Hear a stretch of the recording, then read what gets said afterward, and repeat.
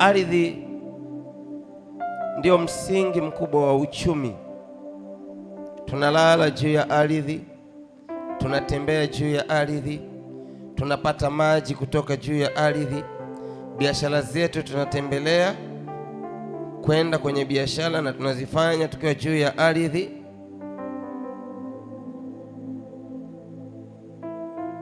Ardhi ya mahala ulipo, ardhi ya mahala unapotembea ni ardhi ya baraka kiasi gani? Ni ardhi ya mateso kiasi gani? Kumbuka Mungu alimwambia mtu mmoja kwamba naisikia damu ya ndugu yako inanililia, lakini ile damu ilikuwa tayari imekwisha mwagika katika ardhi. Kumbe chochote ambacho kinawekwa katika ardhi kinaongea, kina nafsi. Na ndiyo maana unaona vyakula vyetu tunavyovipata vinatoka katika ardhi, maji tunayoyanywa tunatoka katika ardhi, na kitu cha thamani kuliko kitu kingine chochote ambavyo ni viwili duniani vinapatikana katika ardhi. Chanzo chake ni ardhi. Cha kwanza ni hewa ya oksijeni. Kinachoifanya iwe hewa ya oksijeni ni miti ambayo inapatikana katika ardhi, na miti haiwezi kuwa miti pasipo kuwepo maji, na maji yanapatikana katika ardhi.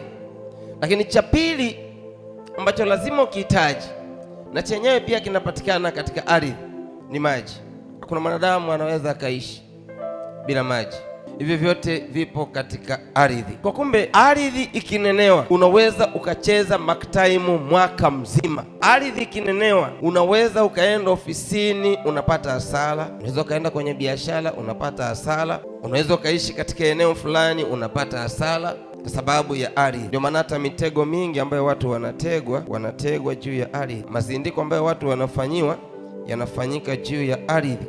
Majina ya watu ambayo yanakwenda kufungwa yanafungwa na yale mashimo yanachimbwa juu ya ardhi. Sasa basi, nini kimefanyika kwako ambacho kimewekwa kwenye ardhi? Ama kiko juu ya ardhi au kiko chini ya ardhi, na kimekamata uchumi, kimeharibu afya, kimeharibu mahusiano. Ikiwa kimetokea Januari mpaka leo mwezi wa 6, tunamwambia Mungu kwamba unapokwenda kuingia mwezi wa 7, mwezi wa 8, mwezi wa 9, mwezi wa 10, wa 11, mwezi wa 12, kila agano lililokuzuia huko nyuma ambalo wameliweka juu ya ardhi kuanzia majira haya lisifanye kazi tena. Kila damu walioimwaga juu ya ardhi ambayo ilikuwa yenyewe ni kuharibu, kusambaratisha, kukuchanganya, kukuletea magonjwa, kukufunga na kukufanya ubaki kuwa pale pale kwa miezi iliyobaki wewe kumaliza huu mwaka, hiyo damu ya agano, damu ya uchawi, damu ya laana haitafanya kazi, bali damu ya uzima ya Yesu Kristo inakwenda kunena mema yanayokuja kwako.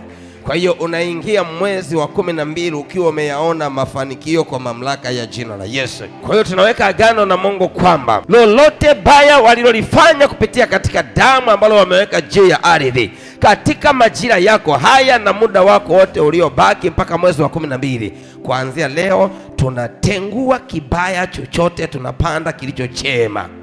Tunatengua roho ya umauti, tunaweka roho ya uzima. Tunatengua roho ya madeni, tunaweka roho ya faida. Tunatengua roho ya kufilisika, tunaweka roho ya mafanikio. Tunatengua roho ya mafarakano, tunaweka roho ya upendo.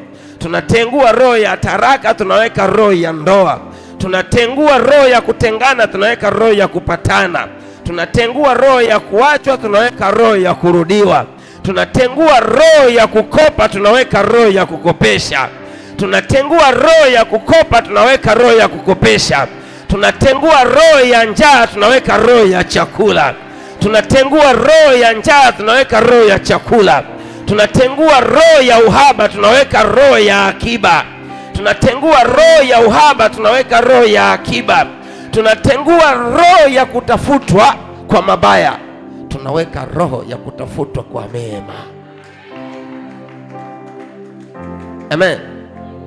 Kwa tunakwenda kinyume. Mwambie jirani yako, tunakwenda kinyume. Hebu sema, Yesu nisaidie, ninakwenda kinyume.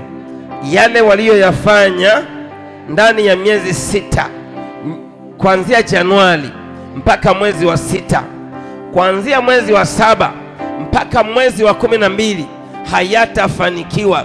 Yale waliyoyanena kuanzia Januari mpaka mwezi wa 6, mwezi wa 7 mpaka mwezi wa 12 hayatainuka tena.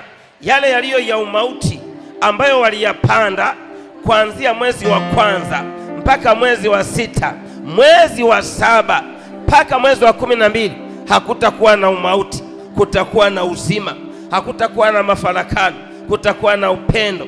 Hakutakuwa na madeni, kutakuwa na kukopesha. Hakutakuwa na hasara, kutakuwa na faida. Hakutakuwa na kufilisika, kutakuwa na kuinuka. Hakutakuwa na maadui, watageuka kuwa marafiki kwa jina la Yesu. Sema, Bwana Yesu, kila baya walilolipanda unalichimbua na kuligeuza kuwa baraka. Kila baya walilolitamka unaligeuza na kulichimbua na kuliharibu. Kila agano walilolipanda unalitengua na kuligeuza kuwa baraka. Kila umauti waliouanzisha unauondoa na kuweka uzima. Kila magonjwa walioyanuiza hayatapona ndani ya hii miezi, yanakwenda kupona. Kila utasa walioupanda ndani ya nyumba hautafanya kazi. Kila uzao waliouharibu kwenye familia, sasa Yesu anaugeuza kuwa uzao bora kwa jina la Yesu. Sema amen.